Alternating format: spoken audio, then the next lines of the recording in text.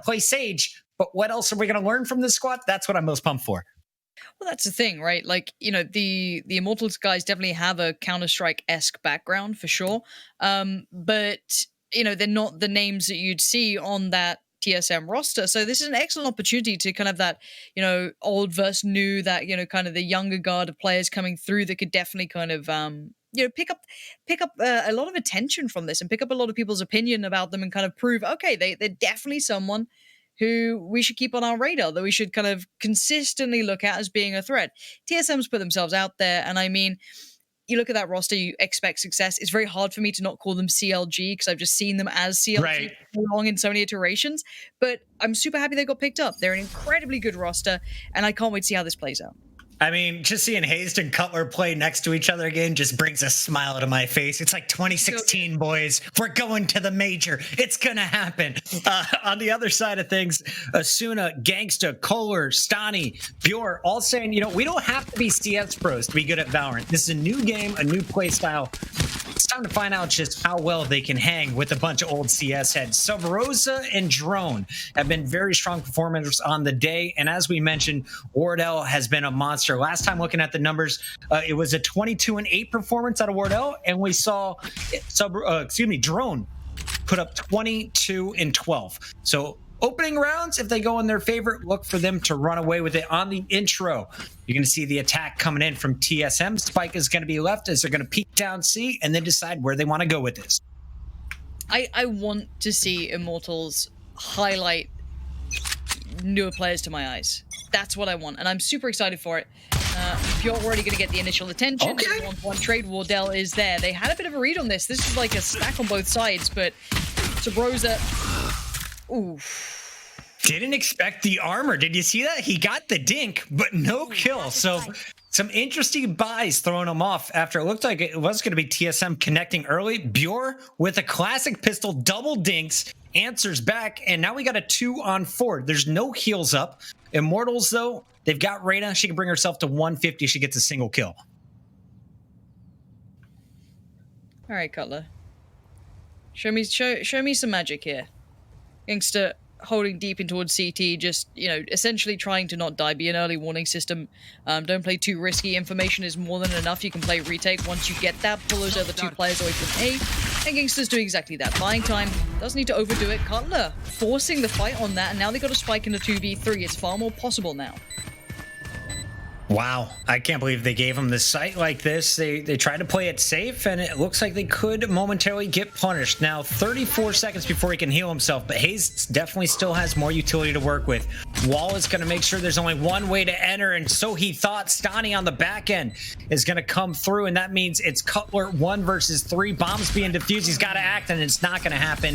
JC Stani holds strong, and he will finish off with 2 kills in the round. Same thing with Gangsta, and most importantly, they've got money to slow down TSM. Not only do you have the advantage in the second round, but you're also stalling the op coming out of Wardell. Absolutely. I love the way that's just like a main storyline at this point. Beautiful.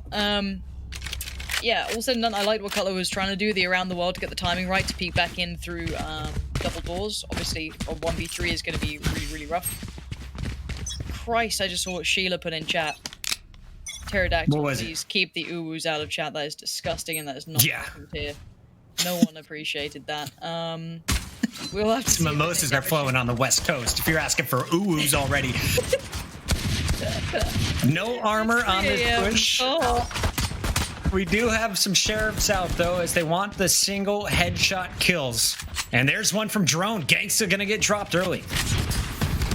Okay, that's a shot. That's gonna put you on notice. This B site is gonna be taken over. Spike's planted. Now that's a big pickup. The spraying with the Bulldog just gonna do wonders to alleviate that pressure. Cutler is there. Sabro to burst through, but by now it looks like it's all wrapped up. And Wardell, great as he may be, I don't know if this one's possible. No, not happening today. He peeks, and Asuna just shows you, I got some aim too, bro. Hits the quick headshot as Reyna, first visit to the tournament, at least on our broadcast, makes her impact felt. And now we talked about ops in the third round. Here you go. It's Asuna pulling out the big one. All right, Wardell's got a big one too. Don't worry about it. Okay. Let's see what you can do with it. Let's see if there's a fight. Is there? Ooh, if there was an early fight, that would make me so happy. I feel as though, you know, Jet does suit it a little better, but let's see. Maybe Reyna's got a little place with it too. Bit of a double stack towards A long. They do have a player on shore, so they're not actually having anyone actively playing middle as such. You still have kind of Sova nearby, but they're not actually committing a player towards this. And maybe it's a really good read. If Immortals have been doing their homework, this could show. Drone sneaking his way up. Kills have already been traded, though, and Wardell is just taken down as Asuna wins the op war in the middle of the map.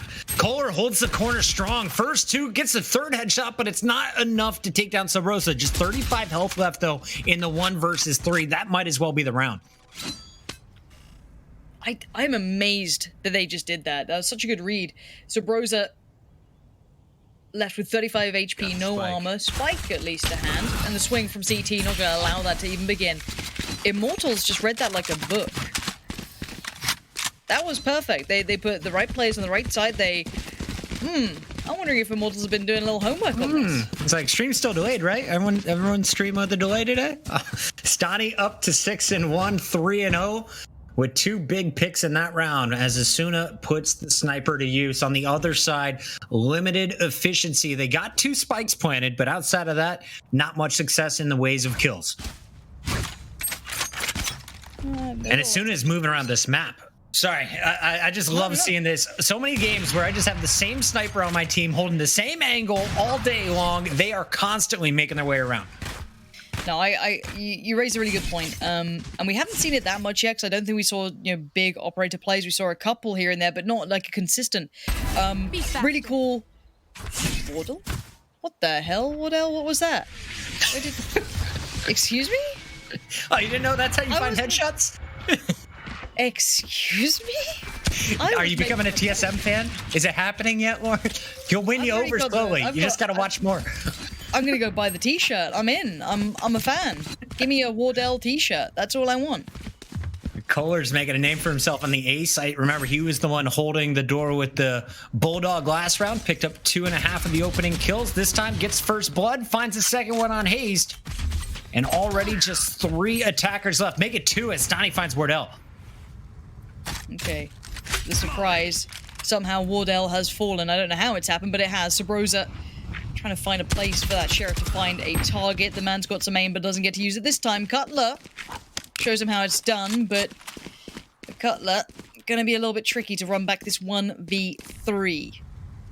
Don't see how he's gonna make it happen. Look at these angles. They're just so tricky. Asuna can play this until the cows come home. Shouldn't be in any danger. Nice swing from JC Stani, and just keeping everyone alive. 3 standing, and you know, I back TSM. I mean, you can't blame me. Wardell's on the roster, right? Like, that's it. Hazed, please get a frag. I really like you, Hazed, so please. Let's get it It's coming. I do want to point out as well, last time they matched up, it was on Ascent, and JC Stani only had 9 kills the entire map. He's sitting at 9-1 through your first 4 rounds. So totally different game coming out of the Immortal Cypher. And that's the new vibes you need when playing against what a lot of people are considering the favorites in the tournament. Got that confidence flowing early, and it looks like he may go for the peak down long A. Meanwhile, as we take a look at the attackers, they're going to just let some equipment go out before deciding where they want to go. They're definitely going to be low on the monies. Oh, this... Do you want Immortals? I like you too. I'm coming around. I'm ready to throw that TSM t-shirt out the window. Immortals with the double stack on C-Long getting aggressive, supporting the operator. You could leave the operator to this and just kind of let Sage roam elsewhere, or vice versa, whichever way you want to cut it. And that's such a filthy off angle to have if they try and hit C. And now the operator player who's on Reyna can just sit here and watch this one angle that's super easy to make a choke point out of. But do they know that? That's the biggest question. Are they aware of what they've gotten? Sabrosa with the ultimate as well on the Brimstone. Could use it to open up a site. Here could be the first action of the round, as a kill is going to be scored by Drone inside the garage. Wardell peeks, and Bureau didn't see it coming. Silent Sniper finds the second pick for TSM. Smoke down, but the bomb site is going to be flamed out, so they can't get the spike down. They're rotating at C. Another shot coming in. This time it's Color taking out Gangsta in the back. 3, looking for their 4th straight kill as TSM is rolling this round. Just the Brim to beat. And this is going to be so tough. Not long for the world is Kohler. It was such a good idea. I loved the idea. The idea wasn't bad. I just don't get disheartened. You did the right thing. Like, someone hitting a shot like that on you at C long, I mean, kind of hard to get over that. That's rough. I really like what Immortals are doing. Any sort of defensive-sided aggression is always happy. Like, it always makes me happy, genuinely. I think it's such a good thing to have in your backstock of, like, looks you can go to. Let's say, okay, we're losing X, Y, and Z. Okay, let's try and make this happen. I really love that idea, and I hope they don't shy away from it because it didn't work in this round and they can just adjust off the back. It's something they should try and keep together. Now, it looks like we see a bit of a switch up here, so very mobile in the way they're playing this. Plenty of ultimates up as well. You do have Kohler on his. Peek towards long. Sooner, we might see that operator come out. No action yet. Flash is there, takes the blind shot. Lear goes out. 2 players making noise, so he knows at least 2 are down long A. Does he know the full 5 stack is coming? And as I say, camera goes up, TSM hears it, and they're going to make their way back to mid. So a little early feint at the A site. They get information on where Asuna started, but do they know he's waiting for him at a mid peak? That's what they're about to find out. There. I love this mobility, though. Asuna, everywhere on the map, shows over by A long, back in towards middle. And the problem is, I say this, and they'll probably just get one banged by Wardell. So it's like, what does it matter? But still, no flash in, just dry peek.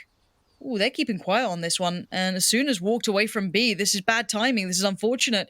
And this is a good play from TSM, feeling out the map at the right time. Let's say they did flash that.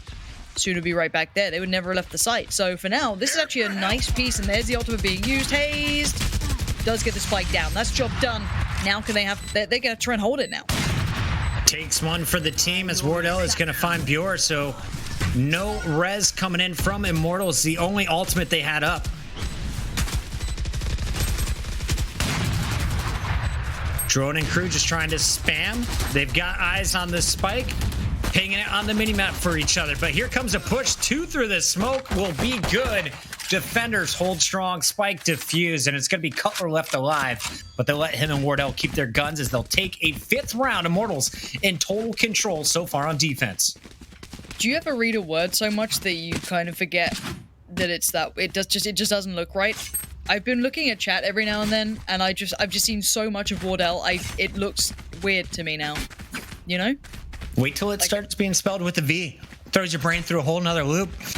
He's going to be all over this chat, and I love that everyone is using the all caps when saying his name. The man is intense. He plays with all kinds of energy. And he's trying to show you why he wants to be named the best player in VALORANT today. He's been grinding up to this point, but they haven't gotten the wins. Last tournament didn't go in their favor, so a win in the Immortals First Light event will be huge for the TSM brand.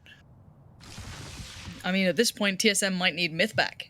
Bring him back in the roster, boys. 5-1 down. This maybe use the magic to the roster. Sabrosa, unaware, surprised, caught out by Bjorn, and already you got Gangster looking for that info, gets it. C-Long now, getting a lot of attention, and they're going to just kind of peel away from this for the defensive side. Don't want to get picked up for free. Last time they gave up the site, they allowed a bomb plant, but they were able to take it. It was in the opening pistol round. Haven't seen a lot of C work since then.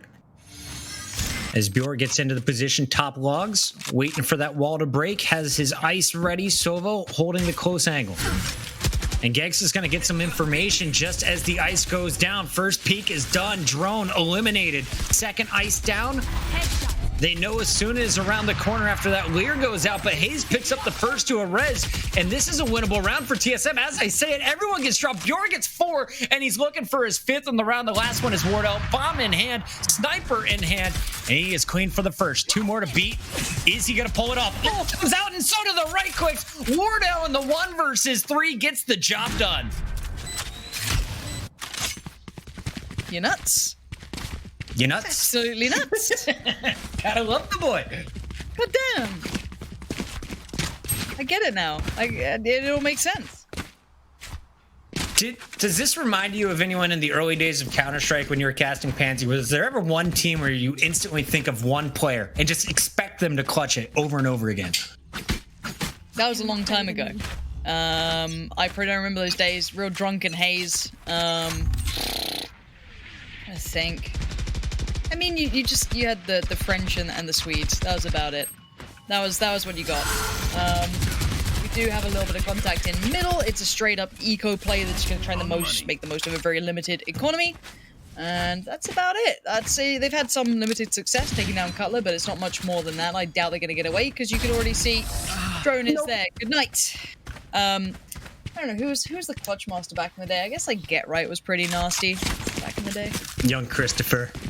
I don't Now know if old I can Christopher. say that Wardell is quite Get Right yet. He's not Get Right level. All right, we got to give him about a decade to prove that. Yeah. But, I mean, he's doing okay, right? Pretty solid stuff. The 1 versus 3 was big, and they turned it into back-to-back rounds on the eco from Immortals. But this is a gun round. Asuna, no sniper rifle to compete. Everyone on ARs for your defenders. And it looks like Asuna is going to cheat towards the B garage this time. They were loading up A last time. TSM tried to hit this position. Will Kohler be able to hear the movement? For now, patience being shown. This is a very Counter-Strike-esque round being played out. Heavier lean towards A, but still a default across the rest of the map. Probably kind of due to the fact that Immortals were showing CT-sided aggression. They were pushing down C long. They weren't afraid to fight. So it will slow down the attacking side's pace. They'll have to kind of clear as they go because, as said, that aggression has been there. So they've got to take their time on it. And now they're going to slowly start building, pick up the spike and work through. And this is going to be testing the patience of the Immortals. They have to play this one slow and patiently themselves. And they've got a little bit of an info, but it might be a misread. That spike is still going towards A. Gangsters with the drone was the one to spot it. Remember, Kohler normally holds his close corner. This time, re-peeks from CT, and drone never saw it coming. Cutler also going to be removed from action. So now 3 remain on the attack. Wardell with the bomb at short A has given up his position as he misses the op shot up at heaven. Instead, they're in the corner. Chasey, Stani, and Kohler, the 2-man hold is coming through. Just one player to beat, and it's the Brim. Right between the eyes. So Rosa used to get a lot of attention for this young man's aim. He is a bit of an animal when he wants to be, but he's not getting the connection he needs. And he's going to do well towards Bjorn, but 1 too many, maybe 3 too many, and they go down. Again, Immortals holding this on, and I like that kind of almost fake piece towards B that TSM tried to do, put down that utility, keep their attention. But again, Immortals not falling for that too quickly. They took their time. They didn't fall away from it instantaneously. They're going through the motions. This should be a really good matchup, genuinely. The chat's starting to spam this bell to power Wardell. Love to see it. TSM, they need your love right now. And Brennan's in here stirring up all the TSM fans, saying you're going to lose this match. Immortals up 6-3. We should remind everybody, you're hearing a lot of love for the guys on TSM. They've made big plays in previous tournaments, and of course the clutch just a few rounds ago. But Immortals have been playing this one clean as a team. Bjor holding the C site. Meanwhile, it's going to be Asuna, the rotator on this Reyna. That is my favorite to watch. Let's see if he can deal with the incoming attack. There.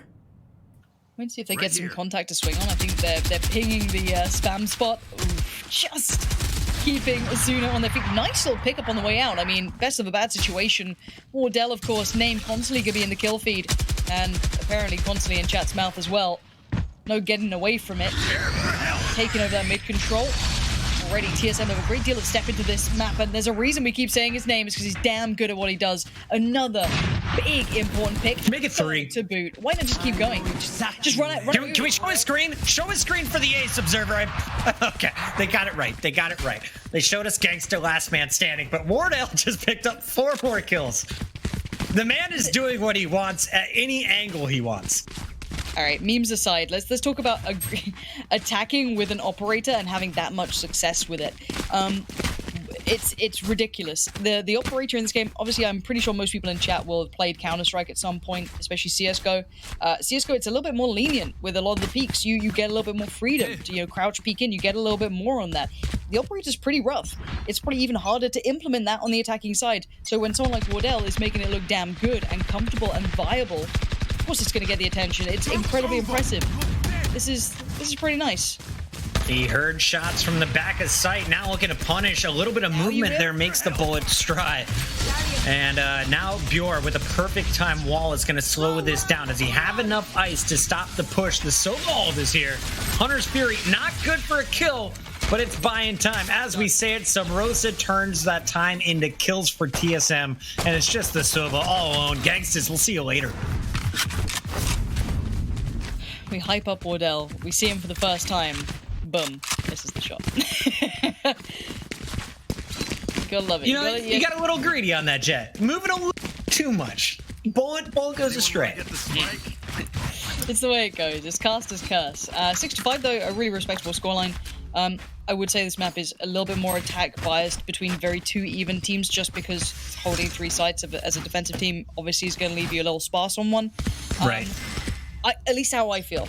I mean, again, that's just from the games that I've commentated so far. I would say, though, that some teams have made defense look very good that can incorporate defensive-sided aggression. I haven't seen too much of that here because maybe TSM just has the fundamentals from Counter-Strike to capitalize beyond that. Now, again, if there was defensive-sided aggression, they might have worked out this is an all-in stack towards A, and this double stack towards short could have some success, but look how close this 3-2 split is towards long already. This hit is going to be brutal. Kohler has to be able to at least get 2 here if they want to survive this. Kohler and JC have been so good at picking up multiple kills when being pushed at the A site. This time around, it's Subrosa who finds the first headshot. So TSM, man advantage. Just Stani left alive at the A site for now. Drone is going to push him, and over the top comes Wardell with the ult. Going for a second, now comes the off, but Drone is there with the Phantom to find the third. 2 players remain. Gangsta working with his Sage. They could go for a res, but they got to get close to a body, and I don't see that happening with everyone around the bomb site.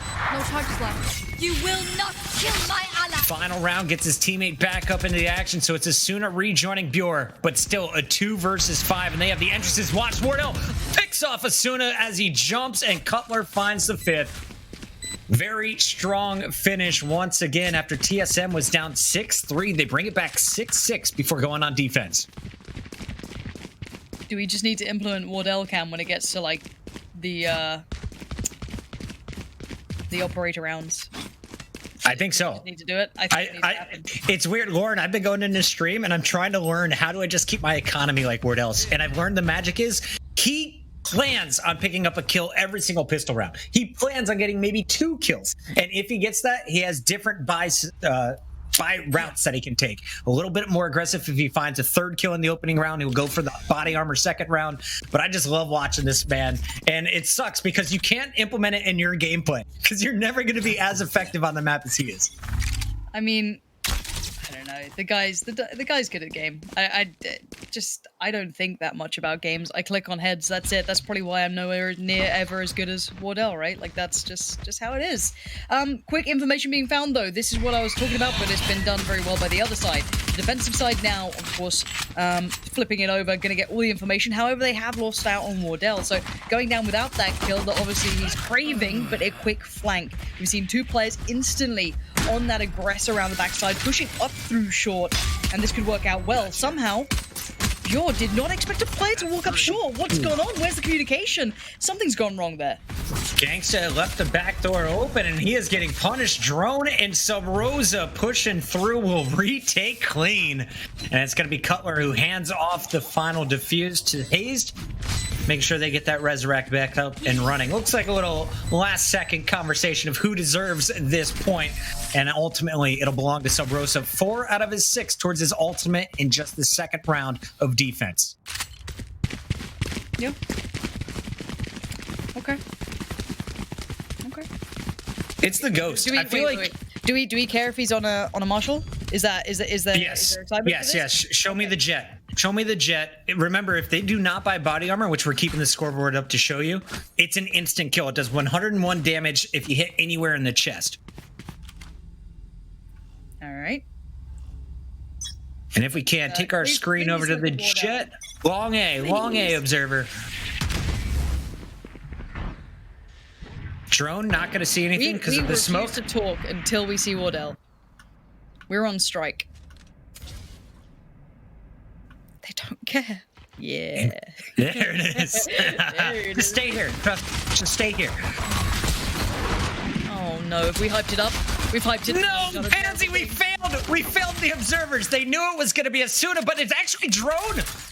The man that we were watching at the start of the round gets 3. Spike is going to fall after Kohler is able to put the plant down. So now we got just the Sage and the Brim left alive, but it's Rosa constantly causing issues. Can Kohler be the hero of the round? That's some big early damage. So Rosa finds the heady, and this one, another in favor of TSM. They're second on defense, but that was messy.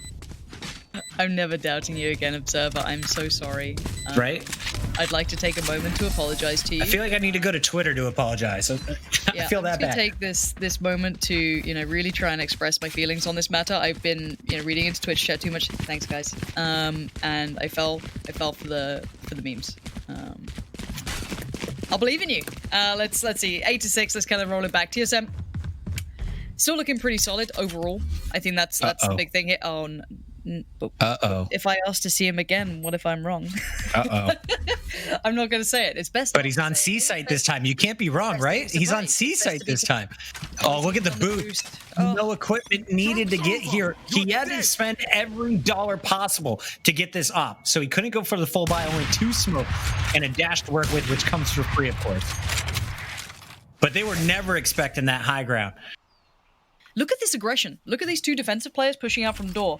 Brim and Sage are both being so aggressive, and this is really nice. The problem is, on the attacking side this time, they're holding more of a default, so they might be able to catch these 2 a little bit quicker, especially off that last couple of flanks they've been pulling off. But this puts a lot of pressure on the main man, the man we can't stop talking about. There's 4 players pushing up T long, and he's going to have to find every single one of them. He's good for it. It could not be a problem. 1 health. 1 health is all he had, and he is going to be cut down finally. Kohler from the cubby. The flank was there, and Subrosa's not even going to peek. He's just going to force him forward with his ultimate. They didn't see it coming. Gangsta's going to get dropped. Now your bomb carrier's been spotted. You got the pinch coming in from Drone. This is so tough if you're Immortals, and Subrosa will finally let them out the back, but it's just one man standing. Good luck. Your try. It's hazed. Yeah. Honestly, I want to talk about that kind of the CT-sided aggression, and I hate saying CT. I'm sorry. You know what? I'm sorry. You deal with it. Defensive side aggression. Defensive side aggression. Yes. Whatever. You understand it. They've done it 3 rounds now, I'm pretty sure, and you've seen how many times those flanks it's pinched the attacking side, and they're just so limited on where they can go. And they probably won't do it this round. They can read the economy well enough. They know they'll be against pistols and SMGs who would love you to come and walk in towards them.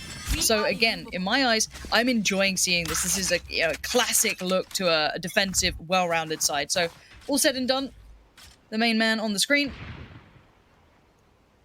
And a quick push towards doors from the attacking side. They're up close to this one. There is the Brim on the other side, Subrosa, so he's going to be waiting for this. Already getting a little bit of attention back. Might need some help here, but again, you do have Sage kind of playing over by Short. Hayes throwing out the ice, trying to slow down the push. They're definitely watching Garage, but they're going to play deep. Want to buy time for the rotations. Meanwhile, you can see already Drone pushed up very far for TSM is going to be holding A, making sure they can basically single watch this site. There is a Cypher who slipped by. They don't know where he's at.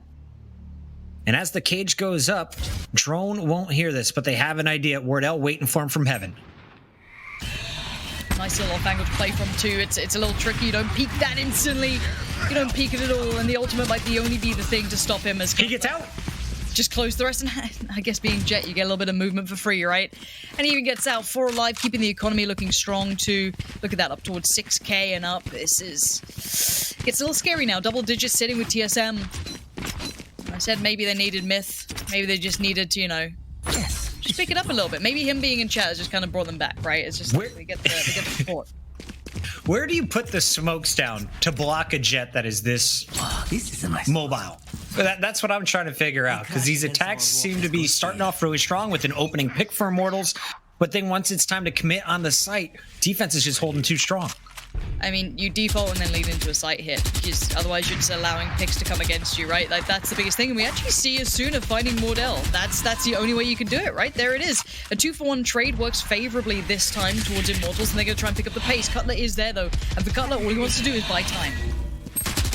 Looks like that time Asuna found the peeker to open up the round, but now A site belongs to them. It's just hazed. 1 versus 4. 1v3, I should say. Reyna and Sova, though, less than 20 health.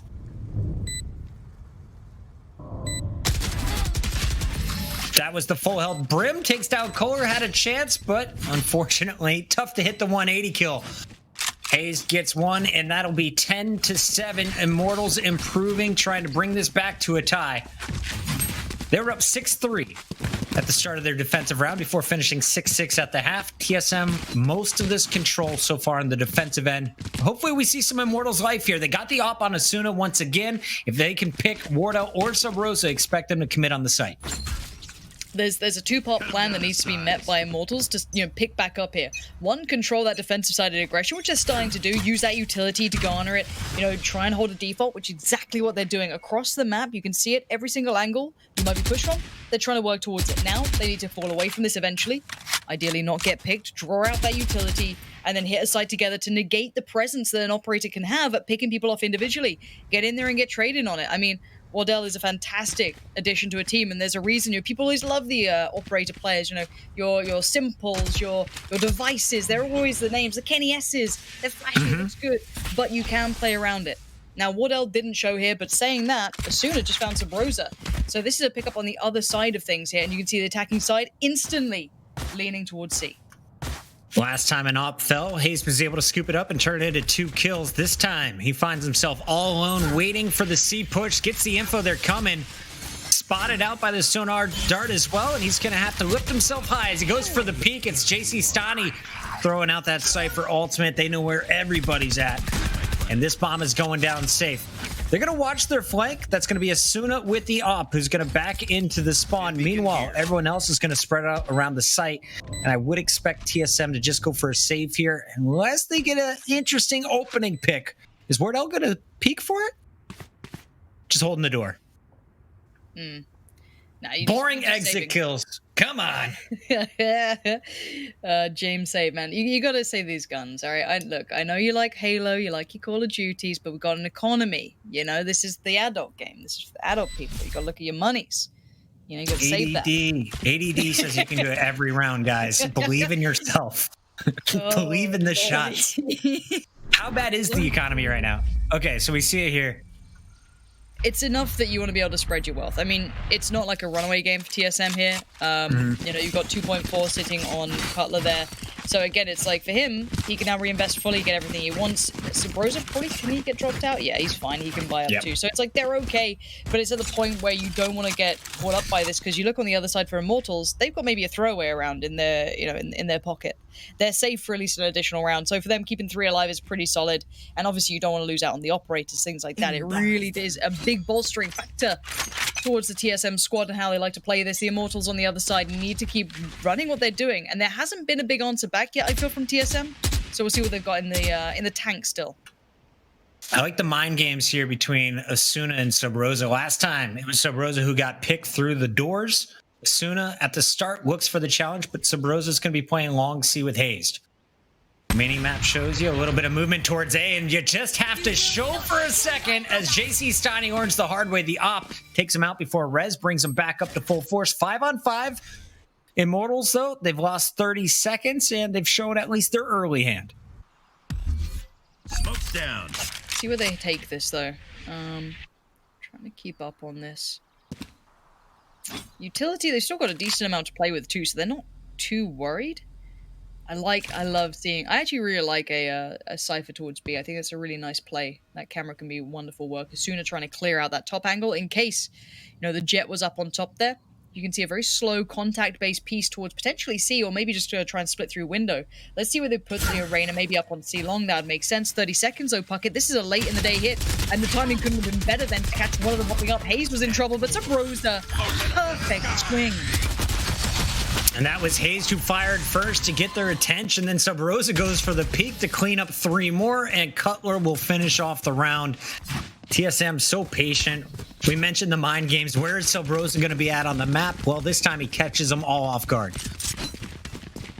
And the op goes back to him. So they're going with the dual op that we saw about 3 rounds ago. And that was one that did not go in favor of TSM. When Sub Rosa got picked from Asuna, it was Immortals able to take control.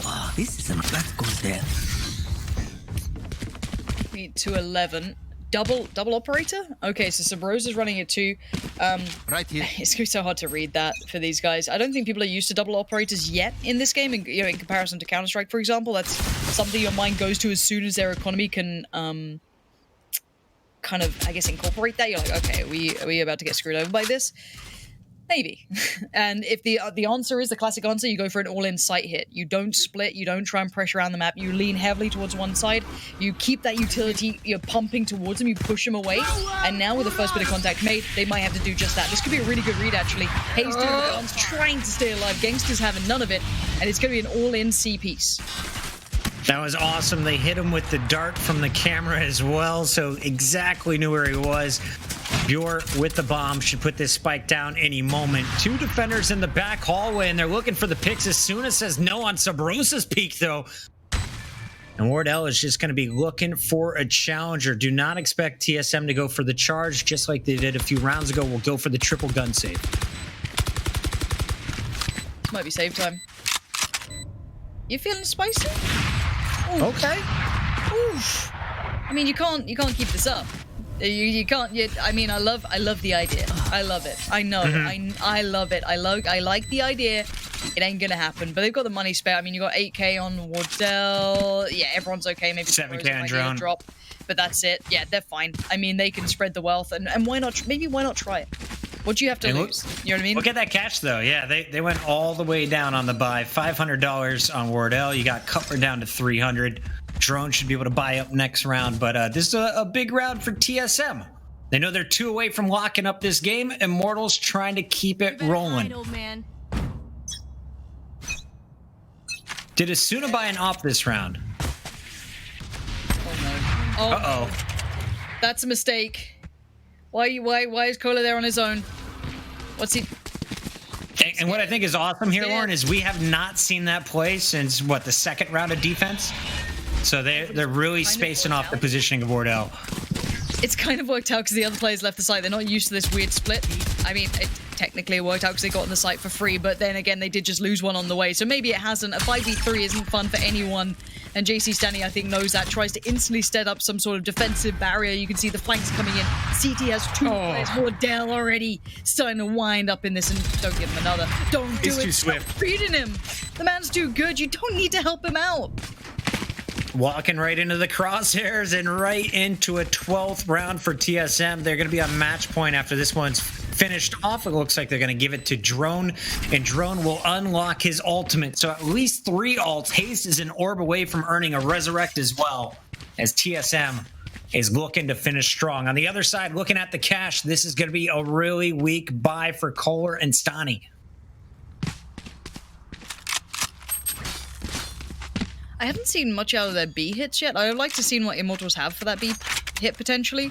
I feel they've been kind of filtering C, filtering, you know what I mean? Whereas they've really not put much attention towards B at all.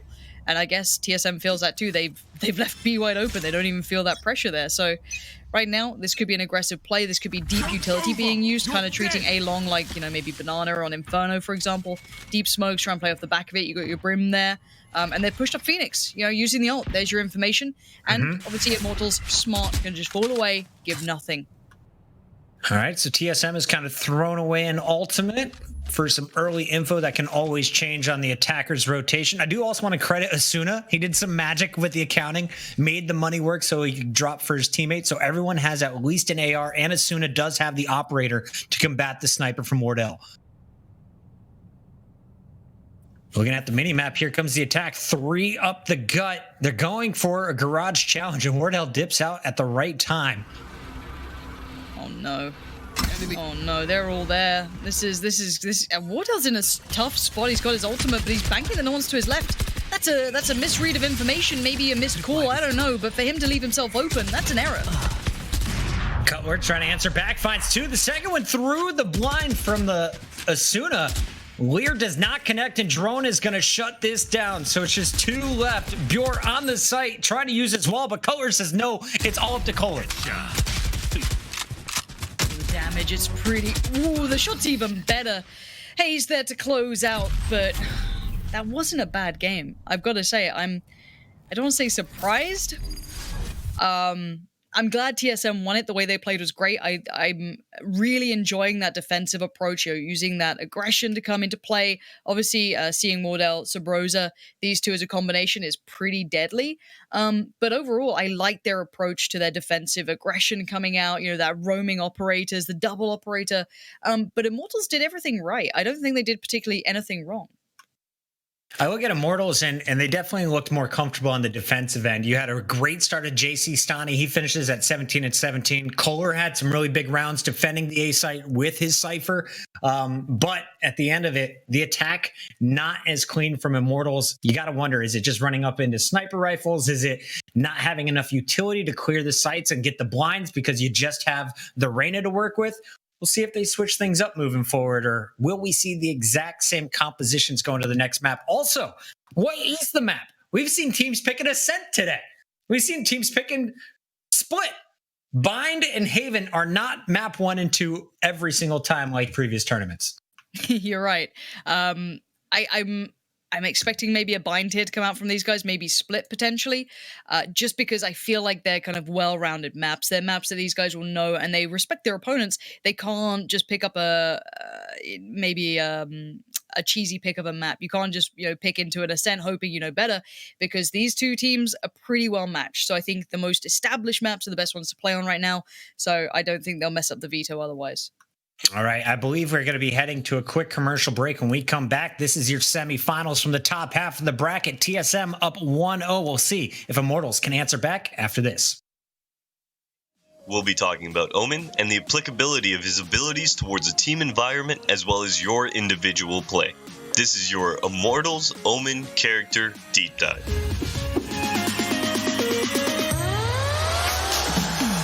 Man with mysterious origins, Omen is focused on hindering the vision of his enemies with things like an orb that strike those in sight with nearsightedness, and another that can block and obscure the vision of everyone nearby.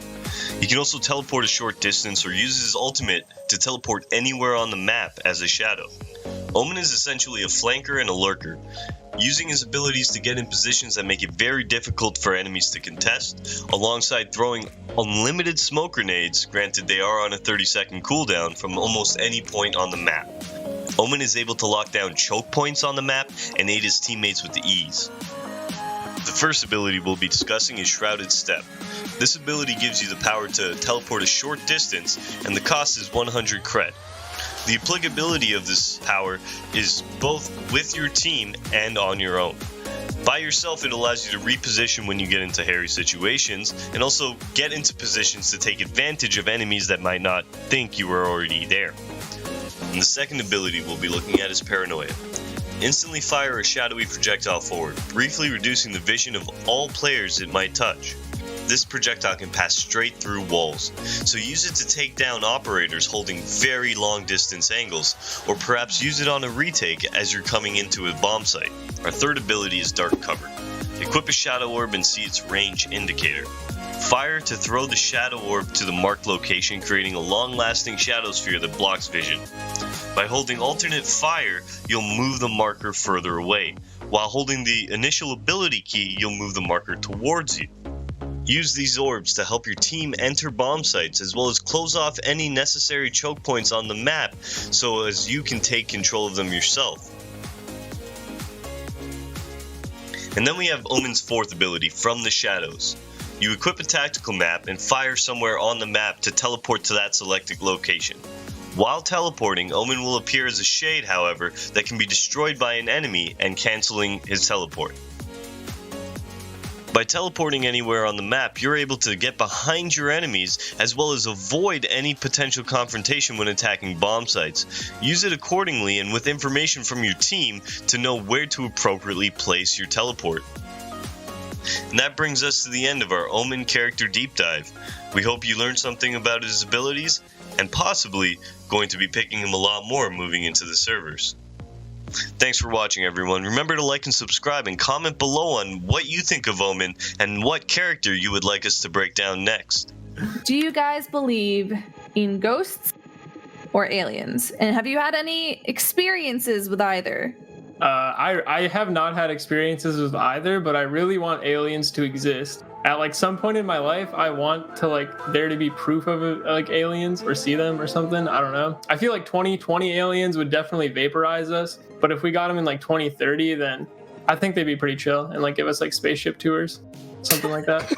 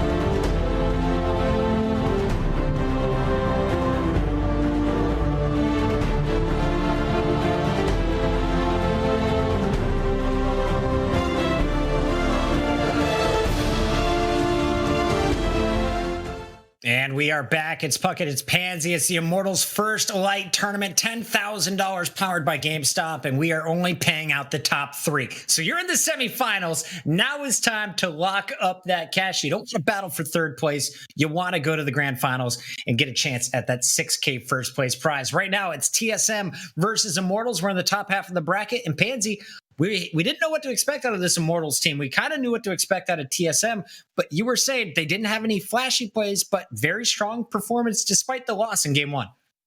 Yeah, and I mean that in the nicest way as well. It's a weird thing to say, but they didn't have like a big playmaker necessarily, but they did okay. They had nice sight hits, nice executions, good defaults. I mean, they did the right things on several fronts, but sadly for them, they got picked apart by operators, by individuals having some really hot rounds.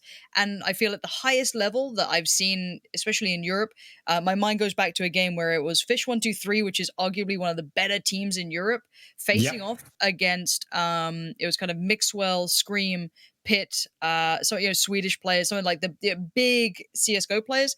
And Fish123 did everything right, but they still just lost. They still got backhanded by Scream and Mixwell and Ardis and these players out there who are just, very aim-heavy players. Right. But it can happen. Eventually, you might see that change around. It might evolve. But for now, some of these aim stars are just, they're just locking on. If you're looking at some of the big stats from the tournament, Immortals up to this point through the quarterfinals had a pretty even share. When you're looking at TSM, it's Wardell and it's Subrosa who seem to be leading the charge with about 20 kills per game. That is on average through their 3 maps they've played already. And keep in mind, TSM only dropped 7 rounds in their quarterfinals. So Immortals' performance in that first game, the best they have seen from their competition. Now we'll find out, can Gangsta Color Asuna, Bjor, and JC Stani get the job done? They're on the attack and everyone's going for a ghost here. It's a good shout. I mean, it's what you want. I love the Ghost. I think it's the most satisfying gun to play around with, right? You get a little bit of utility with it. You get to kind of have your fun with whatever you want. And I just want to see what we see. I want to see the looks from TSM. Do they have the same sort of, bold individual play with that kind of support of, having that strategy around them, but a little lighter? We see Cutler getting good information, but this is set up for a retake. They have, just one player here. Cutler needs to stay alive, to be fair, and the rest of the team need to lean over. Maybe a misread potentially from TSM or a planned retake. Asuna sticking on the Reyna, one of the few players in this tournament to do so. And with Spike down, it's TSM looking for an opening so they can just get back onto this site. Kohler holding the tight corner. Subrosa's going to find him, though. Brim v. Brim, and Subrosa's bigger. Wardell jumps down from heaven, and we'll find a second. Gangsta holding strong with 3, and Asuna will find the last.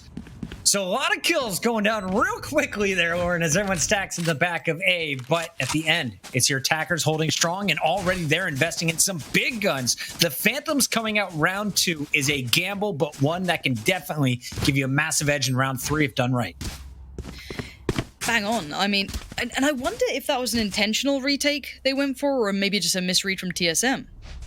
That's interesting to me. I'm curious if that was, a planned piece, but also, how many times do you see a 5-on-5 retake scenario or like a post plant, but on the A bomb site, and then playing retake is super tricky and super hard? It's not even a bad idea. Genuinely, it's not a bad plan. For now, we are seeing obviously the attacking side. The economy looks substantially better, but I want to see a clean round. I want to see them keep doing this in a really clean fashion. Don't lose out to a cheeky little stack towards the showers. Don't do that. Don't fall into that trap. Keep it clean. Use that utility and run through those motions. Core's going to pass off the bomb as he is going to be looking into the showers where Sabrosa will be waiting for him. Sabrosa got the opening pick of the last round with the pistol. Will he be able to do it again with the ghost? First player comes by and the trade is there. JC with a quick spin. Not only finds Sabrosa, but also Cutler. And the very weak Cypher is going to help get this bomb planted at A. Tough round for Wardell, who gets the double kill with the shock arrow. So you got to be happy about that. But it's not much here for Drone to get done. Can he do this? No. No. Now, that's kind of a big random pick, though, Oren. Sorry to cut you off there. I was just thinking about the shock arrow picked up both players that were carrying Phantoms, I believe. And that's a funny thing. I remember rolling my mind back. I got to see Devil Walk, one of the the very old Swedish CS:GO players, and he was using those shock arrows so well on retakes. It was something super unique that I haven't seen other people do as well, to clear out these small corners. It was beautifully played. I mean, plenty of double kills, plenty of big work done. And if I'm correct, I know some people probably watch a lot more TSM than I do, just because I'm based in Europe right now, so I do tend to see more European teams. Did they have a couple of issues on this map before? I'm trying to recall if they've had a couple of fumbles on this map. So again, I know the die-hard fans will just say no, but there's some people out there. Let me know. I'm curious. Now, with that in mind, let's see how this kind of mid-piece comes out. It's a little bit of a play towards B, showing a lot of leg, though. They're trying to, get the attention and then peeling away. They're trying to back towards A. Show him the toenail paint and then pull it back. Drone was held in by the leer from the Reyna, but now it's the A site coming under target. And you can see the drone is going to lead the charge here. Cutler on the Cypher, spotting it out with this camera, but hasn't hit anyone with the darts. They're firing blank. Sabrosa through the cages will not only find Asuna, gets the second headshot on Gangsta, and that is the opening picks you're praying for as a defender. Oh, it's everything you want, right? That's a bit of a dream come true. And that Spike being down in an awkward spot, but Sabrosa don't line up for him. Don't do it. Don't come short A again, in fact. Just leave this man alone. 5-2. He's got his ultimate. The Brim doing his work at the A site. And I do like the fact that we're seeing some feints coming in from Immortals, but that one seemed relatively easy to read as soon as Cutler saw the opening drone. Yeah, as soon as that commitment of utility comes out, they're like, all right, we'll see. 2-1 though, kind of as expected scoreline wise. For now, this should be a nice round for both teams to kind of explore what they've been looking at. A lot of pistols, a few SMGs out on the attack for the Immortals, but they are basically just saving up for the fifth round, I should say. And Asuna is going to be able to sneak into Hookah uncontested somehow. That's Wardell, who's backed up around the corner, gets the information. Will he be able to react with the op in time? They triple stacked on long, so they've got to be thinking of how to deal with this in case they come this way. There's still a couple of angles you can play with. They're just going to leave the one player up here with that pistol for the attackers. Oh, no. Don't check your corners, in a lackluster fashion. You've got to check it with purpose, with intent. A 1-for-1 trade, it's fine. It's handled in the end, but losing out a player to a pistol, that's not good. So Rosa, the hero on defense, last round is going to get the info he needs. He gets the double again, back-to-back rounds where he gets first 2 picks. Brim is out, though, on site, and Bjor is going to feel confident to throw up the ice wall and get the spike down. His Brimstone Kohler out of the action, though, so this is a 1 versus 3. They've got him pinned inside the U-Haul, and he is not leaving. Wardell misses a shot. Faking the defuse. He knows it's fake, but there's the kill from Hayes. So it's only a matter of time before TSM's defense swallows you up whole. Brings it back to 2-2. Immortals, decent opportunity there, but I feel like they need an answer for Subrosa. They haven't had like a molly. They haven't had anything to push them out of that corner position every single round. I guess you need that full utility with it, right? But still, you gotta find an answer to that. You gotta find an answer quick because you don't want to let him get confident. When Subrosa gets, confident, when these players start feeling good about how they're playing, that's their most deadly level they're going to. Can you boost up? Can you get it in time? Obviously not being on Jet. It's a little trickier to get up on towards Truck. And it doesn't seem to be coming through just yet. 5 more seconds. There it is. Just teasing us, making us... Oh, more movement? My word, Wardell, we are in for a treat, aren't we? High ground Sova. Not something you expect every time. Will we see any action at A? It seems to be the preferred bomb site for the Immortals after going into Hook at the start of each round. And it's Reyna looking for the opening picks over on the opposite side. Meanwhile, Subrosa has relocated on his A defense. Yeah, a bit of a different look, but still, look at this aggressive play with the operator. Can you fall away from that position? That's what I'm a little interested in. Can you actually fall off from that? If you get that one shot, are you good to fall back? 'Cause you need that second or two normally. But maybe he's feeling himself. Maybe he's feeling he can bang this up. Yeah, no, you can't. Yeah. Here it is. It's maybe a one and done at best, but for now he's opened up the site. The ultimates come out, and suddenly Subrosa is in danger. Survives the brim. Alpacola is going to get it done with the Phantom. AR is clean. Spike now planted by Reyna. That's the Asuna rotating back to watch short A, and they have everyone stacked up back in the defender spawn. Could see another triple save coming through, even though we got lots of money still on Hazed and Cutler. They have been playing this one smart and safe. Will they go for the long picks? Will they be able to see anyone rotating out of the site, or will they just sit here on B? Feel like it's just a chill save for them at the moment, and do remember, of course, if you are tuning in just to hear Golden Boy and Latigres, they'll be up real soon. Don't you worry. We promised. We warm you up. We're the opening act, and then you get the main, the main show later on. You gotta get the crowd warmed up. That's our job. Hopefully we're doing okay. I mean, Wardell's put on a good show for you guys at least, so you get to enjoy that. For now, though, a good look, a good mark to set for the Immortal squad to be able to do a comprehensive A hit and do it well. That should quell some of the aggression that Wardell was feeling capable of doing. I don't mind aggression. I normally really, really support it, and if your economy allows you to do it and you can fall back and still get an operator, do it. Get around, maybe get in their face, because they're going to be worried about that every single round going forward. They're going to be like, all right, we've got to clear this corner, like there might be an operator sitting in there. It's not a bad idea. Obviously, it didn't work out that round. Cutler this time going to put down a couple of those traps just to make sure that no one can get close, and a double stack towards the showers this time instead. Yeah, normally you see a triple stack over at the B bomb site. Now they're going to start with 3 on A. No early action means that Cutler's going to go out for the moment. Leads to CT. Reyna showing her face is going to bring him back in. Just peeking and poking around the map. Cypher trying to hold them at Long B as well, but Immortals, where will they go with their 3 ultimates? You have the Hunter's Fury on your Sova available. You have your Reyna ultimate, as that Empress can single-handedly take over a bomb site if she's able to connect on the first shot. And this is a set piece. If Hayes gets contact, you get the flash off the back. That's what they're waiting on. And let's see if Hayes gets any of this. Here we go. Stay patient. It's time. Just sprays in through it. That's so well played. What a nice double setup there, just playing out on long. Now they've got to control over towards that window side, but Cutler's got their back. This is perfectly handled. Well done by Hazed and Drone. Long B on lock. 4 picks in the round 6 by the 2 at Long B, and now we'll see what Immortals' game plan is. It looks like gun buys across the board. Everyone is going to be back to full force.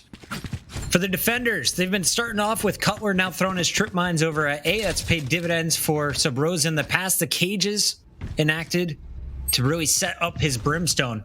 And I really like the way Cutler plays. This is a guy who started off on Sage, now switching it up as it looks like Hayes, the in-game leader, is going to take over the healer role. Really frees up Cutler to get a few more frags on the board. Could do. GameStop already trying to get that early info, but instantly denied. Wardell now has to turn attention towards that short A push. Asuna going to find the first, trade it back in on, and Wardell readjusts the position, but the spikes already lining up. Oh no, one by one they come, and Wardell's going to find this free. Don't give this man too much of an easy time. You can't let him get away with that. Kohler is clean, though, as he peeks through the showers. He gets not 1, but 2 players looking towards short. Drone on the rotate from B is going to connect on Kohler, so this makes it a manageable 2-on-2, and Drone will heal himself, so he's back up to full force. Sage and Phoenix with the Phoenix ultimate. Oh!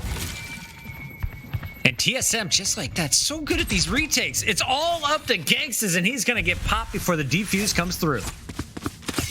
Lovely, lovely retake. All well controlled. And I'm happy to see, you know, ultimates used. I don't want to say freely. That's a weird way to put it. But I feel like sometimes people hold on to their ultimates for the perfect moment. Like, oh, I want to do this big play. I want to do this, you know, big set piece. Sometimes you don't need it. Sometimes, you know, getting, as I said, a round on the board is what you want. And sometimes it doesn't have to be a 2, 3, 4K, whatever it is. Again, look what they've done to them. Using that, hitting that retake as well as they did, investing into it with their ultimates, has destroyed the attacking side's economy. They've got pistols now. They're down to nothing. Perfect this is a point. really nice idea. And that's coming in from some of your big brain players. Hazed and Drone left alive in that 2v2 know exactly when to invest the ultimates, and Drone was good for it. He finds both kills, starts that defuse, and they're going to reward him with the finish. 3, make it 4 players leaning into long B to start this one up. They're poor. They got pistols. Expect them to work together. Yeah, just stay as a pack. Try and just overwhelm. Try and get a couple of picks here or there. Maybe pick up a big boy gun if you can get one. Wardell up on top, though. Going to spot these guys out. Hayes going to find JC Stanny, so that's going to be the short presence eliminated. That hookah presence gone. But they've made it towards the site this time. Wardell and Drone going to be a little bit more pressured, but it seems like they're up for the task. Gangster's going to connect one towards Wardell. But beyond that, this is going to be tricky. Look at the Sage positioning. She has slipped through. Will they see her coming? Drone is going to find the action on the flank, though. And Bjor had an opportunity, just a ghost in hand, had both players lined up, and he still has the spike. So A site, not out of the options, but you got to think you're pinched. When is that flank coming? And Bjor's going to peek back in here. Makes noises. He has to dodge the flash, goes for the challenge, and Drone with the bigger artillery sits him down. Looking at the money, TSM is flush. 3 more rounds to hold on, and it's going to be Bjor and crew finally getting back to their money rounds. They've got an op on the hands of Asuna. Do they go for the A site again here? I feel like they've had a good deal of success throughout that. I'd really like them to kind of hit a default, spread out throughout the map, kind of just control any aggression that comes down, which, you know, if the defensive side's feeling themselves, they might try and do, and then lean back into that A hit. Maybe cost some of that utility early on so the retake, they can suffer through it potentially. As soon as the operator, let's see if that finds any success here. Early smoke towards the showers, so both sides kind of mirroring what each other are doing here. And it looks like that Sova is going to be pushed up watching short A. So Wardell, normally known for his operator over at the A site, has been going back and forth with the Suna throughout this series. Suna's been able to pick him twice on the last map. So far on this map, has not had a lot of luck. Final rounds of the opening half. TSM looking for another strong defense, and they're going to feel the push coming through hookah, but Spike way in the back. They have not committed anywhere on the map yet. No, they're trying to draw out utility. They're trying to get, you know, the smokes, everything away. That's going to give away the game, though. They now know they were falling off this. Okay, Wardell, get ready just in case. They might still be hitting this up. Let's fall back. Let's make them work for the time. Let's make them have to really commit deep towards the site if they want to get on top of it. So for now, you can see Wardell cheeking him, you know, cheekily working around. Gonna head up towards heaven. Nice shout. Again, you don't want to get picked up close because it's gonna be a late in the round sight hit. So if you can cost him on the way. And now last time, bear in mind, Wardell got so many kills from these sort of angles. 25 seconds, they know what's coming their way. Here comes the Lear, blinded up, smoked up. They're gonna at least get towards the site. Wardell through the smoke. He doesn't need to see. He's ridiculous. And Sabrosa is holding strong as well. It's this duo of Wardell and Sabrosa. How do you get through him? Sabrosa finds a second. 3 dead at A. Desperate plays over to the B bomb site, but they have never moved. Cutler and Hazed are waiting for you. Bjorn trying to push the sniper, and will find the headshot. But this round going to TSM, they improved to 6-3. 6-3. I just love that Hazed and Cutler never even moved on the minimap. I watched them the whole time, Lauren. They didn't leave their spot. They're just hanging out.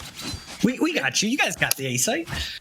To be fair, you know, Immortals are struggling to pull those rotations, right? They haven't been able to get them off these sites. They haven't fallen for the fakes or the kind of vain plays. They've been holding firm, and obviously, when you think of it about, classically, you want to have your 3 players present on the side that the attacking side's going to hit, right? That's basic. That's 101.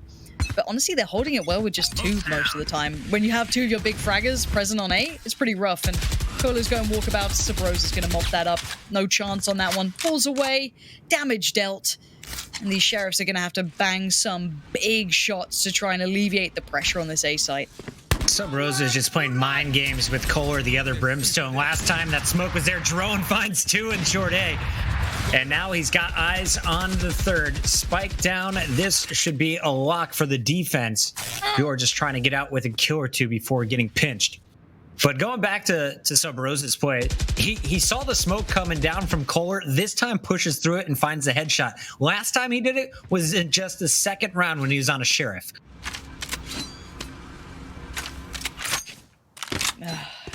It's pretty nice seeing some NA talent come through here. This is good. It's a good time. Bjorn might not be able to keep hold of this. Oh, Hazed. I know he wanted the knife. He wanted the axe. Dirty. The axes are kind of cool. You know what? It's the greatest thing to happen to Valorant. If you come to my stream, Pansy, I know you're in EU, but stay up a little later. Hang out with this NA crew, and you wake up in the morning. We play late in the night, and we play for marshals, ghost, and knife kills only until rank comes out. Ooh. It's the best way to play Valorant. Just hands down. Chat, trust me. Try it later. I mean, look, Scouts and Knives is a classic. We all know it. Scouts Knives everyone's a big fan.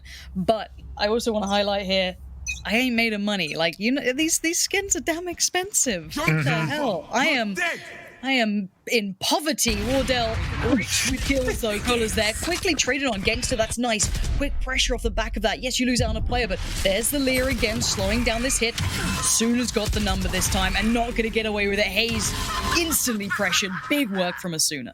That Empress is so scary. Once she finds the first shot, she goes invisible. She's invulnerable. She's moving all over your site. And you can just see the panic on Hayes as he is going to get cleaned up. Bomb site given away after the first pick. And Empress just forces her way through. That's Asuna putting up some much needed kills. Immortals, I felt like were just falling apart. It was 3-3 earlier. Then all of a sudden 6-3, 7-3. You needed this round. You need to gather a little momentum late in the half. And if they can finish this one 7-5, they won't feel too bad on defense. You're right. You want to get 5. 5 is like a respectable half. That's when you kind of sit there and you're like, yep, not bad. Problem is, would you argue that success came from the back of a really nice play from Asuna? Maybe. The Lear was excellent, cost them so much towards their garden area. Again, though, they've lost down a bit of money there, didn't make it through the TP, so got to be careful in your economy. Fine line here. They should be okay, I think. For cash, you should be able to get a buy of some variety. Might need a couple of drops, but they'll be all right. But yeah, one more round, good half. And the difference mentally a round can make, you know what I mean? Like 7-5, you're like, that's not bad. 8-4 feels a little. Come on, guys. So, yeah, it's a little bit. It's the difference one round can make is genuinely a huge mental game as well. It's a strange thing. However, Wardell's still on the operator. And do we see defensive aggression? I see Drone lined up looking like he's ready to go. This could be a huge start. And an instant ultimate to pin them back so Drone can get up close and do them dirty. This is perfection on the play. I love that the set plays are coming through in the final round of the half, just showing you the evolution of Valorant play. JC Steiny getting stuck behind the wall as Subrosa finds 2. So it's really just JC working with the Sage Bure. Resurrect, gone. TSM, they can bring their pals back into action. Subrosa's looking to finish this one strong. Ultimate available. They've got eyes on the Cypher, and you can see that mini-map. They are pinching. It's only a matter of time, and there it is. Subrosa gets his 4th in the round, 15th of the half, as I would never want to push short A with Subrosa in my game. I'm just never doing it. I'm like, we're maybe going to try showers. We're going to go B a lot. We are not going short A. Yeah, avoid that. You know what? Just avoid that. Let's just move away. Let's look at what we have on the Switch. Is it ghosts all around? I think it may be. Hayes, do you just you breaking the trends? Getting rowdy. Hold on. I think we might have had a DC potentially. Someone's saying might have a pause coming in. Okay. Double check. Make sure it's good. yeah, we've got a quick pause. So yeah, as I said, 8-4 is a pretty respectable scoreline. It's not ideal. Yeah, I think Wardell just needs to reconnect. It should be fine. For the Immortals, it does need to be start strong in this round. You need the kind of 2 you get for free here. And if TSM are being nasty about it, they could potentially hard invest if they did lose the pistol round. Assuming they do. Yeah, so the Immortals need a little bit of room to work with on this, and getting back up to having 2 more rounds in your pocket is the first steps on a pretty long ladder, but it's a doable one. And, I see some people in the chat talking about what's been going wrong for Immortals. One of the points there that I agree with is, why did you wait until the 11th round to see the Reyna ult? Why are we waiting so late on all of these pushes for the attackers to use their utility and use that ultimate, most importantly? Wardell setting up drone perfectly for the final plays. That was coming from TSM, but I feel like both teams kind of holding back on that X button. Let it fly a little bit, especially if you're on the duelist characters like Reyna is here for Asuna from Immortals. I think you're exactly right. I think we've seen certain agents being used more readily. People are happy to put down a Brimstone ult now because they know it opens up a big bit of room. It's a freebie, the area's clean. I'd like to see people, again, doing that more with other agents like Reyna. Reyna's still new, so people are trying to find that use, and again, Repaw's coming out, just making sure everything's good to go before we start it up. But yeah, I'm with you. I'd really like that to be the case. I'd like seeing offensively used ultimates to create space. They don't have to be just for clutches. They don't have to just be for those big moments. As I said, sometimes creating space, creating an opportunity is big enough. You know what I mean? That's more than enough.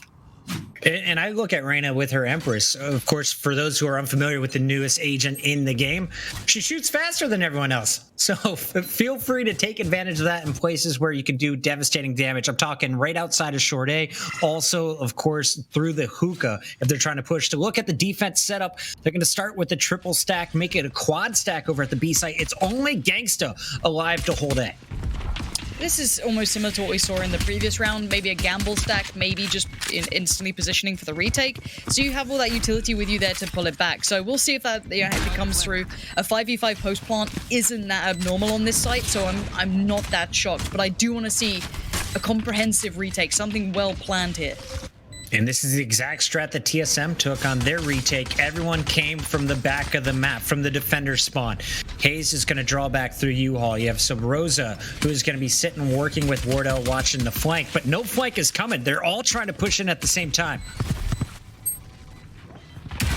And a little late sonar, Darkono, shock dart rather, as he has this perfectly lined up on the side, I believe. And there it is. Stani, no defuse for you. Oh no, Wardell, why have you done that to him? And shout out to Hayes as well. We saw the flashy play out of Wardell, who's got his preset up spots. They had the preset bomb spike play up as well. But Hayes getting 3 kills with the classic. Honestly, so again, I do have to highlight this. I am old. I remember a game, and maybe some of the also old people remember this game, called Enemy Territory or RCW. And you used to have crazy lineups with like rifle grenades, and they used to have mortars in the game. And people would like do the crosshair where it would fill your whole screen. They'd make a bind, and they'd have the perfect lineups for everything. So I actually think it's really cool to see these sort of setups and lineups. I like seeing it with Viper as well. I actually saw Forsen being the first person that I saw doing it. I was like, God damn, I'm learning things from Forsen. I don't know how I feel. But for now, again, a similar look. Gangster soloing out towards A. And this is a full save, basically. They're just trying to buy up for the next round. This could be 10-4 unless the Immortals can pull off something magical here. The Sova has given away the information. He knows where at least 2 attackers are. The flank, the retake this time, though, is all spread out, and I feel like this could be more successful if you can get past Warhill's Marshall. And the weaker of the 2 snipers does just enough damage to guarantee a clean kill if you hit him in the chest. What are they doing? Leave them alone. This is so cruel. I mean, ghosts and marshals. And the worst part is your opponents have shorties. Like, even at that range, if they hit you, it's 10 damage. Like, you just feel so helpless. So Immortals have given up A site completely without putting up any shots before the spike is put down. Maybe they'll switch this up this round. They have been starting with 3 on B. Finally, we see at least the Cypher setting up some tripwires. this is what we didn't want to see in a way for a closer game. You wanted to see Immortals picking up the pistol so they could, have a little bit more room to get into the meat of the matter, but right now they are being somewhat run over. You can see the attacking side suiting TSM quite well. Their aggression finding place. Drone with that Spectre leading the way. Bjor's already found some Rosa though that was just behind him, so lucky to be alive through these smokes. Bjor holding strong, and there still is Drone hanging out in the hookah. Meanwhile, the remaining attackers started with some noise outside of showers. The drone will be going to clear that area. Meanwhile, they've already moved across the map. Cutler stacking up with Drone. That is a duo that loves to work together. Meanwhile, Wardell is going to be coming through the hookah trying to get the back pick on the Sage. That's going to be Bjor. First one to get sights. Sooner under pressure. This is a hard corner to stay in. You need to play this out so well. It's so tricky. It's not necessarily a one and done. Beautiful use of Reyna there to readjust position. The Lear does get shot down, but Wardell now pushes forward. That's smart, but the crossfire's there. And instantly, this is denied. That was all Bjor from the first to the last kill. Picks up 3 in the round. Also, did you see how quick that Lear popped? Everyone in chat who's saying Reyna needs to be nerfed. No, you just need to shoot together, guys. Don't leave those purple balloons up in the air. Shoot it and eliminate. That was perfect execution by our defense. Immortals picks up their 5th round. They've kept their guns, and we'll see if they can do it again. We need to see some signs of life because this has been a very TSM heavy map with excellent defense now starting to stall out on their attack. And again, just a quick moment to say a big thanks to GameStop for powering this tournament. It does make this incredibly good game possible. We get to see Wardell because of this, and obviously that makes me happy. So, stacked up in towards hookah instantly. Drone is there. Wait, hold on. How did he? I was going to say, is Drone going to do this? He had players on both sides of him. Never showed a pixel to the player that was on the box, and now Drone's baited him forward. JC Stani gets the kill, but that was very dangerous, or at least potentially could have been. Sub Rosa is going to be pushing up short A. Everyone else stacking here on the showers, and it looks like TSM knows where they want to go. Ultimate not ready. Smokes are here.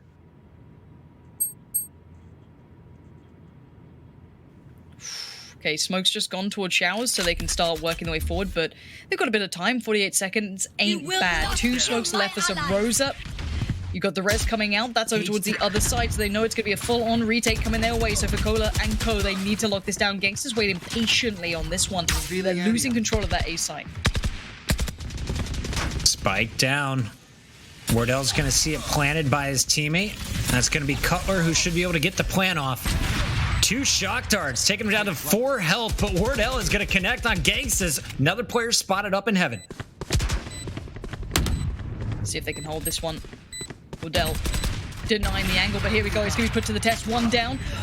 Ooh, the second was close, but a quick peek from Bjorn should be perfectly fine. They're going to pick up the operator, keep control of it all. Good to go.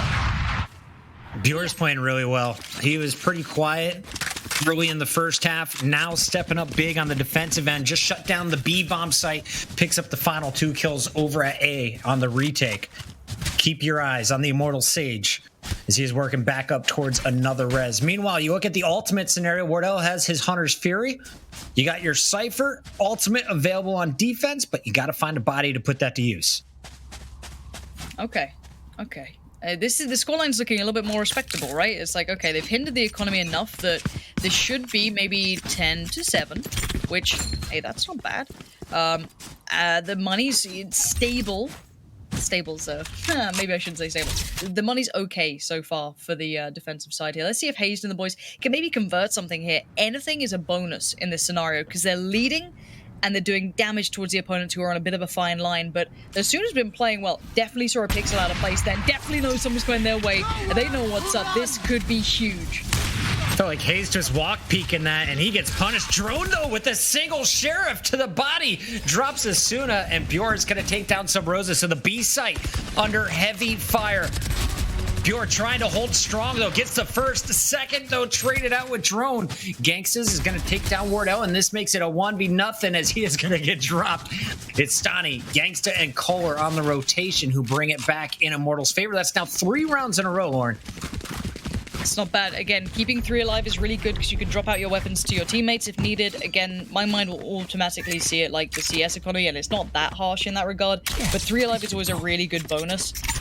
Just because, as said, you'll keep those 3 rifles up, someone can recover the AWP. You can always keep your teammates with a big gun in hand, and they can buy armor if you can't afford it. So, really nice work for the Immortals to go through what they need to be doing.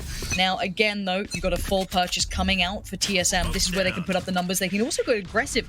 Nice quick moves up towards B, and look at this solo play has to come out from Bure. Oh, bad time to leave him alone. I wonder how close they can get back to support their teammate.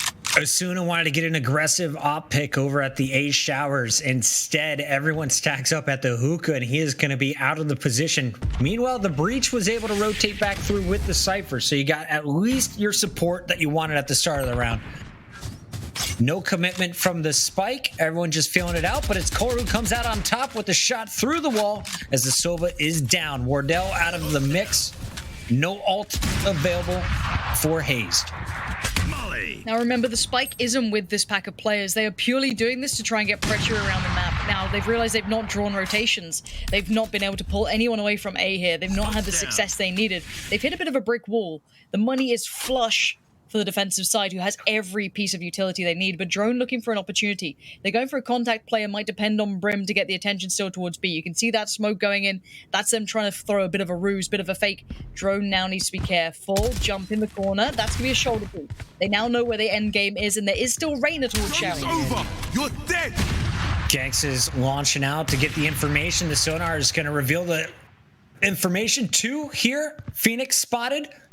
Full rotation coming through on defense. So Rosa with 1 health. I can't believe he checked that. That's ridiculous. He's kept such a good mind's eye on this one, and now the retake is under pressure. It's got to be quick as well, and they've done just that. The pacing was perfect, and look at the amount of ults they have. I'm honestly surprised that he saw that, unless maybe he'd shot before, but checking the showers.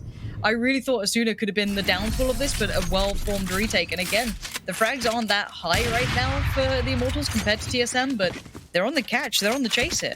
Yep. And Kohler, you know, he's sitting there at 6 and 14, but a really nice round using his equipment with the molly, with the smokes towards the end. Helps on the retake and definitely stifled the initial push. Nice rounds, though, by the Sage. To see your Sage as your top fragger, you know Bure is just doing everything he can to force this game 3. They dropped the first one in such a tight match. Can they get to a third map? They've taken a game that I thought was out of hand back into something that is winnable. 10-8, and they still got cash. Use some of these ultimates, please. If you're ever in a pinch, please find a way to use your ultimates. Yes, it's against pistols, but it's a round you need. You're still at a deficit. I get scared when they play up close against pistols. It's easy for them to come to bear these predicaments. JC Standing needs to just hunker down now and hope that the crossfire from his 2 buddies will help out.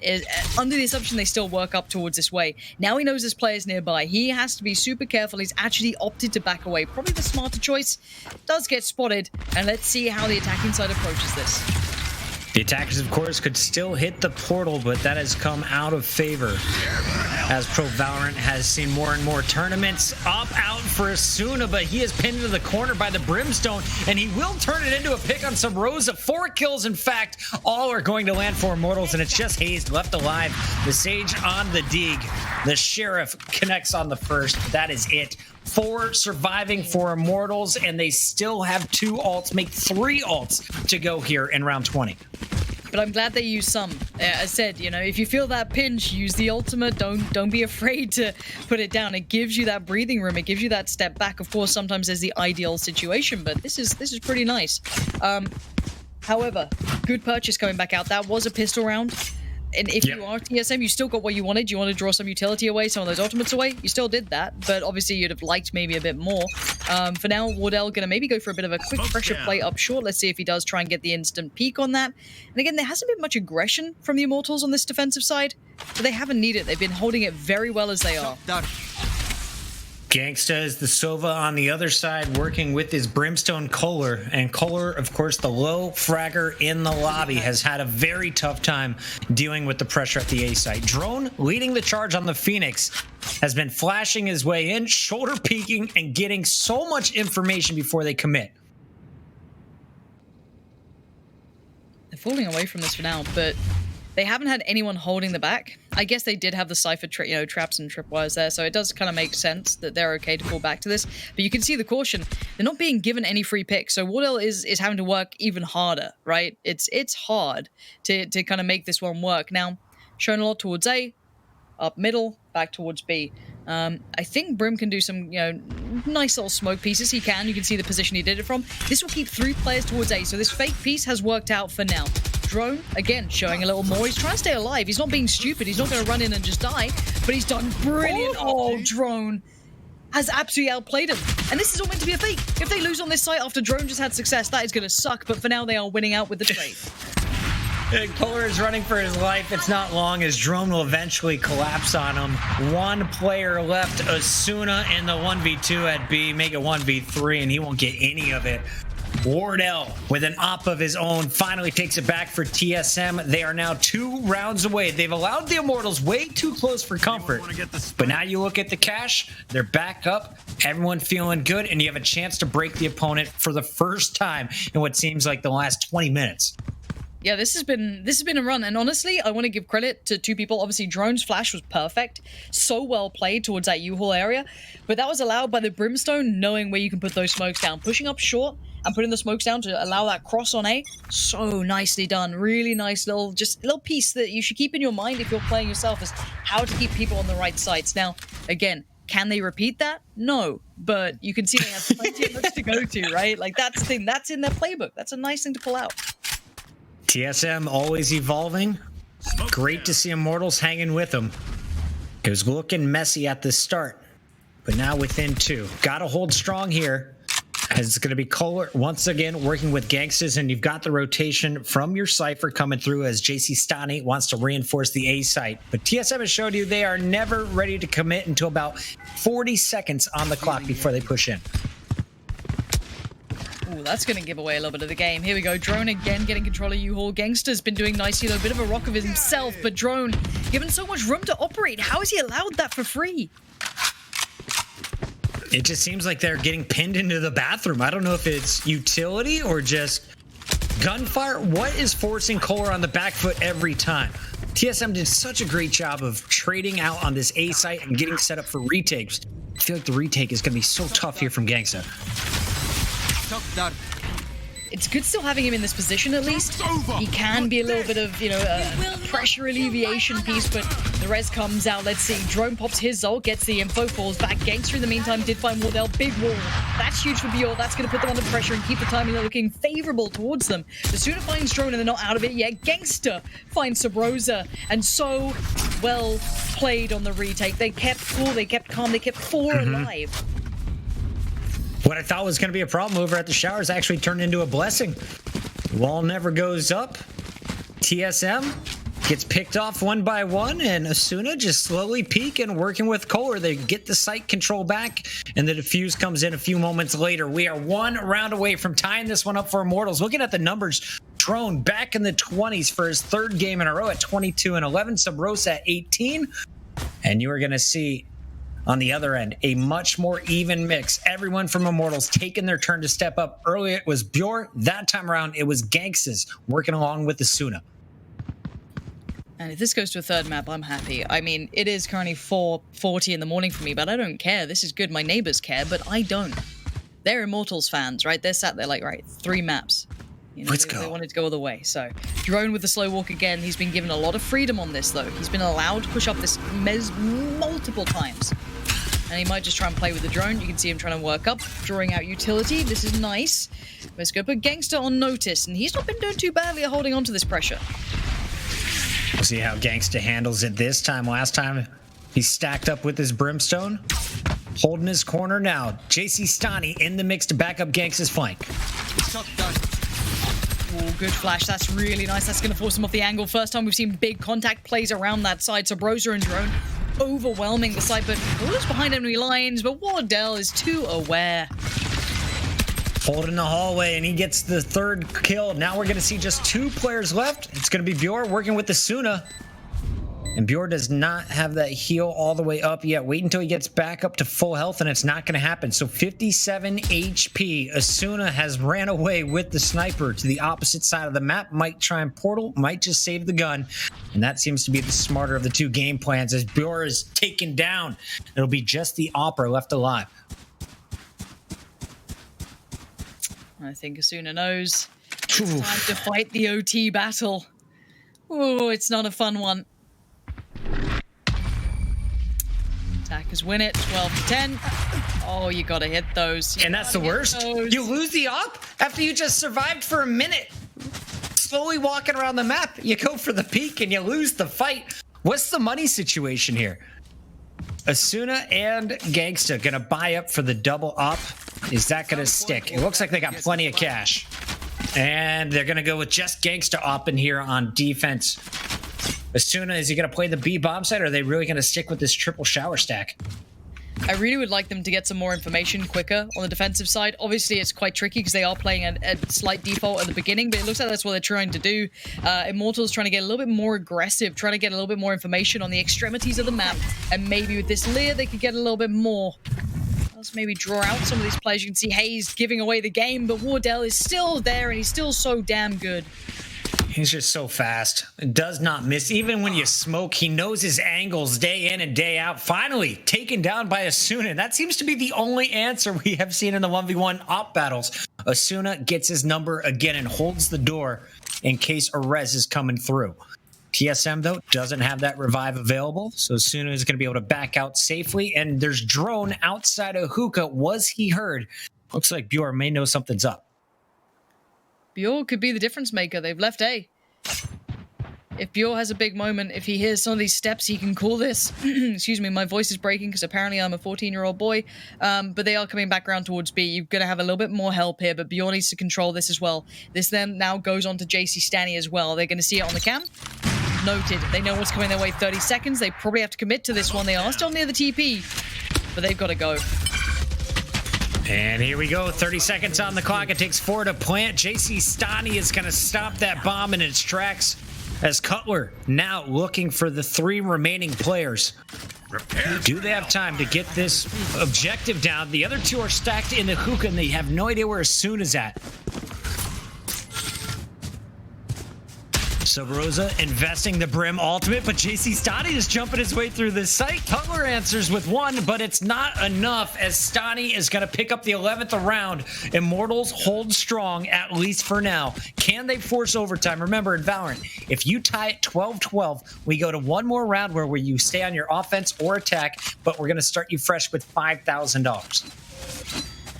Ooh, TSM. This has gotten a bit close, this one, hasn't it? It all looked good. Yeesh, all right, maybe they just put on a show. I don't know. 12 to 11. It's crunch time. Both teams full purchase, ready to rumble. There's no holding back. Ultimates galore for the Immortals. Please, just use some. Just bang a brimstone ult somewhere. I don't care. You can't take it to OT. Yeah, let it go right now. Especially this Reyna ultimate. I'd love to see something with it. You know, Reyna's ult, you've got Sova's ult, so many potential ones. Just to push out choke point. Imagine that, just a free kill. They don't have the res on stage, so that's a free pickup. But look, they know better than I do, I hope. As Wardell's positioning is noted, not gonna utilize the ultimate off the back of it. And again, this is a little frustrating. It's a little bit, we get to see the full picture, of course. They don't. But you don't want to go into OT with ultimates available. It means you missed your opportunities. And speaking of, Asuna managing to stay alive here. That shot felt very close by, though. Yeah, and I've been thinking more about it. Why give Reyna, somebody who shoots faster with her ultimate, why give that to your Opper? Asuna has been using the sniper more than any other player, it seems like. We'll talk about that more in a minute. The ability to reposition invis is quite nice. It's like Jet, but you can't be touched. It can work.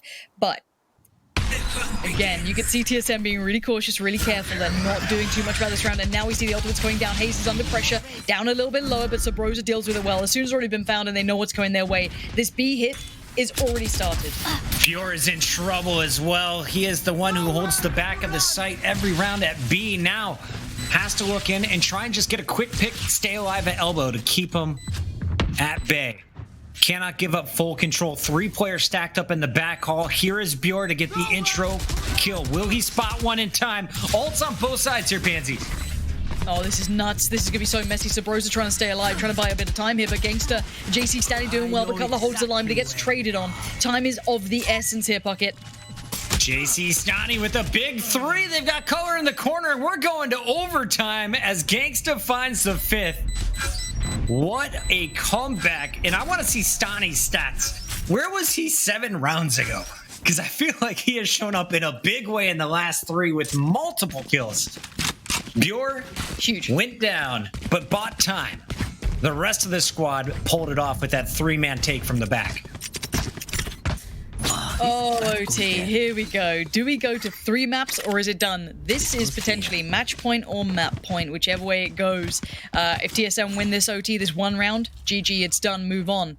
If Immortals win it, it's map 3. We go. Can I see this again? Yeah, Wardell is going to invest in the op, and same thing with the Suna. So this is something we've expected previous rounds. The difference here, Wardell does not have any armor. We got at least half armor on a Suna. So still going to play this slow. I think you're going to see this really slow with the drone going out, with all the utility from TSM before they commit. I'd like them to fall back to that A piece because it did work a little bit better for TSM on a more regular basis. And the stack towards the showers. If you feel the pressure, you really have to pull that rotation early. It's you look at the limited information they have. Now, they're going to fall away and make sure that drone is not going to see anyone. Now, Gangster, not going to see anything, so that could be a misread of information. But again, I'm pretty sure the Immortals know better than to fall for that. You can see them all waiting by. They're all waiting to get in on this one. It's going to be a couple of seconds. It looks like it's almost go time. They're going to follow the drone up. This is going to be a big bit of pressure coming their way. Traps now noted. They know what's going on, but do they expect the 2 players from the shower side? Smokes are down, but Kohler is going to get dropped instantly. That's drone with the run and gun. Gangsta trying to answer back. Sage wall up is going to protect the plan as that one comes in. So bomb down. It's a snipe battle. Wardell and Asuna each picking up a kill, but the sniper from heaven now removed for Immortals. 3 versus 3. This post plant is so tricky. You got to look at showers. They're 1-for-1 match. The play on the side needs to come through, but it needs a tradable effect. But Wardell is still just waiting. And this is the position. Oh no, he's Pansy, this is the set play. This is the set play with the shock dart. There's no Even chance. if you get to the defuse, he's got you dead to rights, but Drone shuts it down himself. 3 more kills to finish with 27 as Drone takes his turn at the top of the list for TSM. Ooh, that was a good game, though. That was a damn good game. I like that. I love that a whole lot. Give me more of those sort of games. Give me close games, hard fought for games. You know, that's what it's about.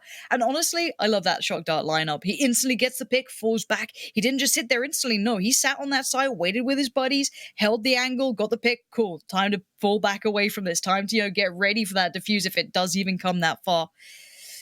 Good game. Really good game. It was great. And again, credit TSM, really, really well played, but I also want to take nothing away from Immortals squad. They played a great comeback there. I mean, they ran that back so far. We thought this was going to be a one-sided